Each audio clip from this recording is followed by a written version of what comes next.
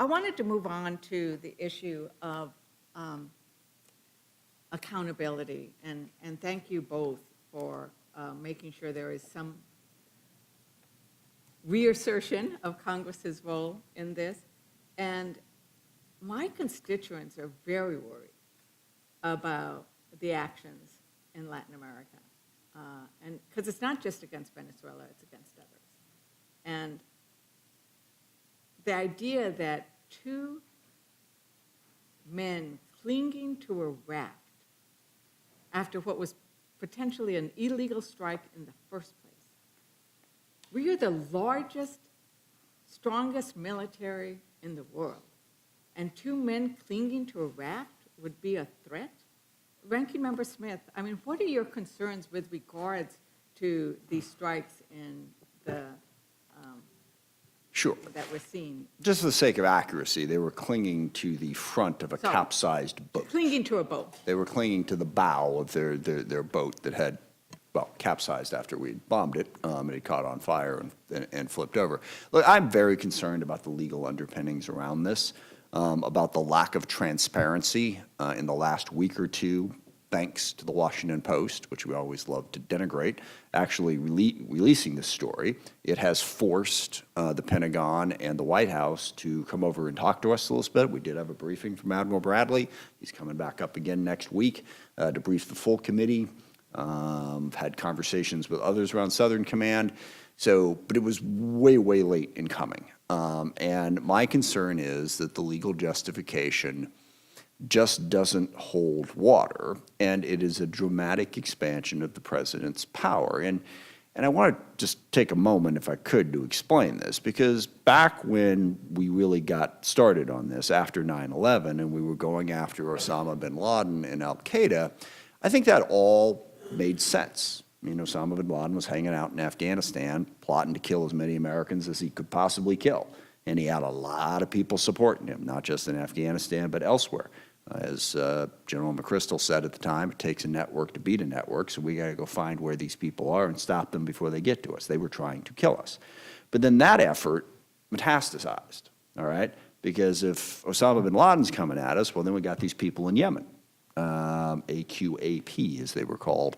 We've got people in Somalia, and we got people in West Africa, and people in Pakistan, and we sort of extended the net of people who we felt that we had to kill before they kill us. I mean, that's fundamentally what self-defense is.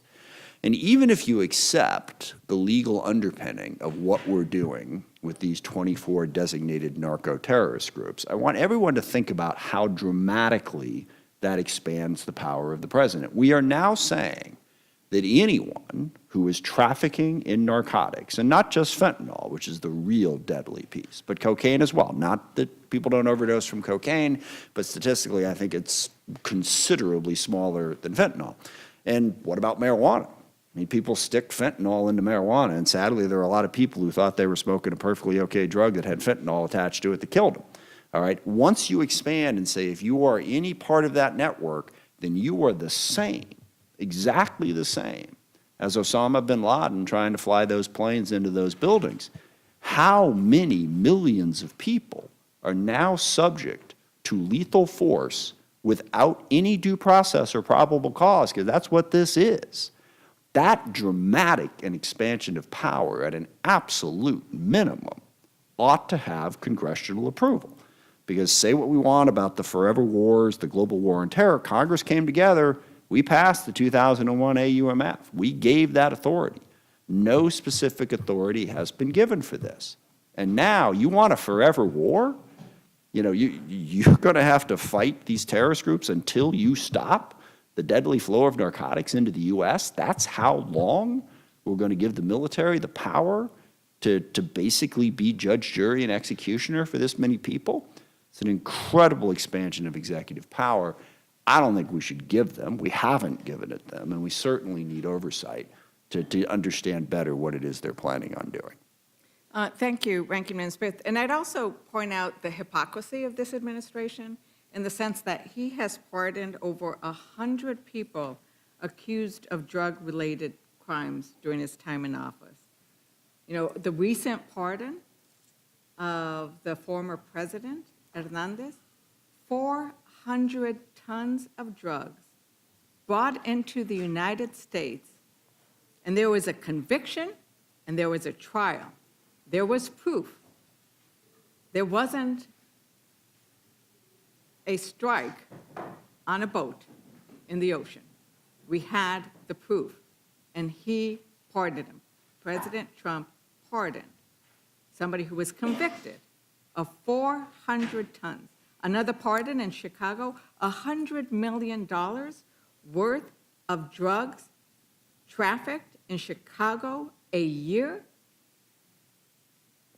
and he pardoned them. So if you're going to talk about going against drug traffickers, stop pardoning those who have been convicted. And definitely don't pull us into a forever war without congressional approval.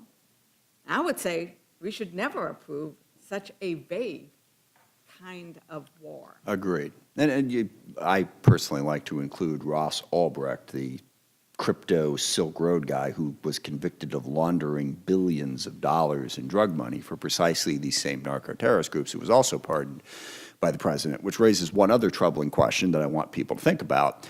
Is this about stopping drugs coming into the U.S.? You know, to your point, all the people have been pardoned. It seems like there's a bit of an inconsistent approach. And if it's not about that, well, what is it about? Well, if you look at the national security strategy that was released by the White House last week, it seems to be about the U.S. wanting to dominate the Western Hemisphere, and in this case, targeting Venezuela. And that also leads us into more conflict in the region, and also I think is a fundamentally incorrect foreign policy. I don't think the United States of America should be about the business of trying to dominate any hemisphere. That's not supposed to be who we are. We're supposed to be presiding over a rules-based international order, benefit us, certainly, but to benefit others as well. So for anyone who is concerned about interventionism by the U.S., you know, be concerned about that point too. Are we going to do regime change in Venezuela? You know, I would hope we would have learned our lessons of the last 25 years, and that the answer to that question is no. But the rhetoric from the president certainly implies otherwise. So if we want to restrain the forever war problem, these are two big issues that I think all of Congress should be concerned about and be aggressively exercising oversight. I do want to thank the chairman for working to get Admiral Bradley to come in and brief us. We've got a brief tomorrow, we've got another one next week, but I think we definitely need to be concerned about this.